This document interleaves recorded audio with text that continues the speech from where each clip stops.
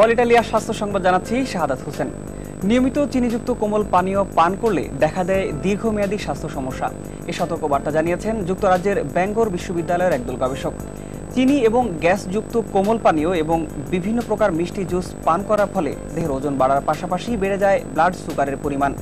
গবেষকরা জানান এতে টাইপ 2 ডায়াবেটিসে আক্রান্ত হওয়ারও আশঙ্কা বাড়ে।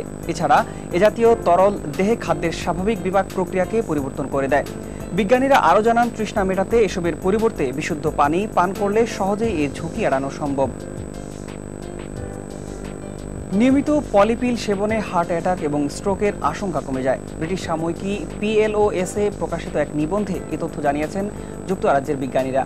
তারা জানান রক্তচাপের ওষুধের সাথে কোলেস্টেরলের ওষুধ সমন্বয় ঘটিয়ে তৈরি এই ওষুধ সেবনে উচ্চ রক্তচাপ কমে যায় প্রায় 12 ভাগ, আর রক্তে কোলেস্টেরলের পরিমাণ কমে প্রায় 39 ভাগ।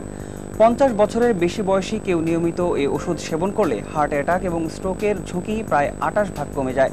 বিজ্ঞানীরা আরও জানান হার্ট ভালো রাখতে কেবল পলিপিল খেলেই চলবে না, সেই সাথে খেতে হবে সুষম খাবার, করতে হবে নিয়মিত শরীরচর্চা আর বিরত থাকতে হবে ধূমপান থেকে। জেনেটিক বা বংশগত রোগের চিকিৎসায় জিন থেরাপি এখন ইউরোপে অনুমোদনের অপেক্ষায় রয়েছে।